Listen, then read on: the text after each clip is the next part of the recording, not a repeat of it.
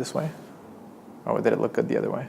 Yeah, we'll go back. You want to do the whole thing this way? Yeah. Hey guys, so last week we talked about posture, how to get into a good position. We asked you guys to take some pictures. Today we're going to talk about potentially why it might have been difficult for you to get into that position. So if you found it difficult, it's okay, it happens. I have people in the clinic that come in, they like to be in this position. The ribs are flared out, their bum's sticking back.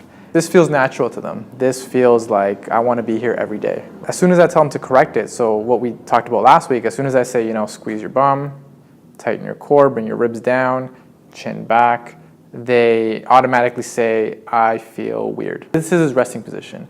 So whenever you fall out of it, so you get into this position, your body automatically just wants to go back into this. The most common reasons that I see in my practice, motor control, which is the skill aspect of stuff, and also muscles being restricted or tight, pulling you in a certain direction. We'll start with the motor control aspect. So exercise number 1 is going to be an exercise with a resistance band. You're going to come down to the floor into your tabletop position.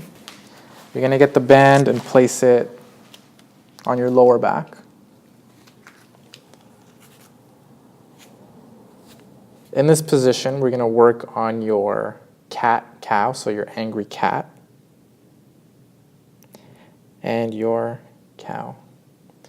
But you really want to focus on the pelvic tilt, which is what the band is designed to do. So you feel the feedback. You want to be able to push against that band when you do your angry cat.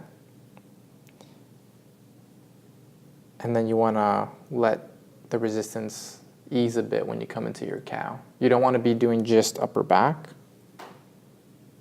right? You want to really focus on tilting that pelvis. So the band is more for feedback. You're not looking for strength gains here. You're looking for feedback. Once you have good control of your pelvis and the way your spine is moving, then you can move to exercise number 2. And exercise number 2 is more for someone who's got restricted tissue. If you sit down, let's say you're sitting down or you're in this position here, and you pinch at the fold of your hips here, and then you try to extend your hips, you're gonna feel a lot of tension, right? And if you try to stand up, what's gonna happen is, again, you're gonna feel a lot of tension, so you're not gonna be able to fully extend your hips, and you're gonna be forced to arch your back and stick your bum out. Usually that's a sign of tight hip flexors. You're gonna get yourself something comfortable for your knees, and you're gonna get yourself a little box. Let's use, so you're gonna come down into a lunge position. You're gonna get your foot up on a higher surface, and this surface will vary, right? If you're super tight, you're gonna keep it low. If you're a little bit more flexible, you're gonna get this a little bit higher. So you get your foot up on here. You bring this foot forward. This foot has to be below your knee. You never want this foot over here like this. You want it below your knee. You're gonna, before you bring your chest up, you're gonna start here. See if you can get that neutral spine position without the tension in the hip. Bring your ribs down, tighten your core, pull your chin back. As you come up, you wanna maintain this nice neutral core position. Squeeze your bum and bring your chest up.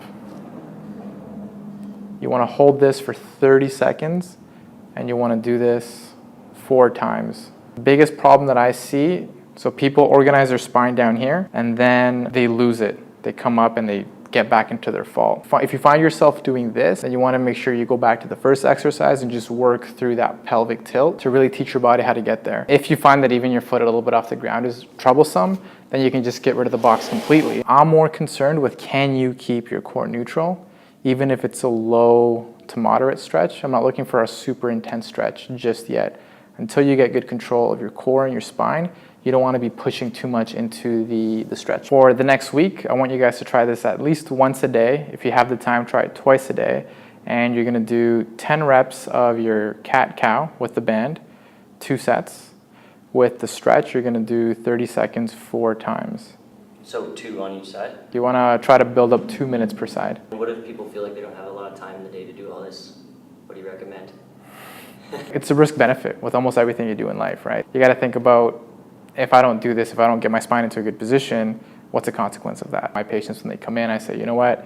I want to see you this often. I'm recommending this many weeks. Do these exercises. At the end of the day, it's up to them if they want to follow that recommendation or not. Next week, all right, so you know how to get into a good position, but every time you go overhead, you lose that position.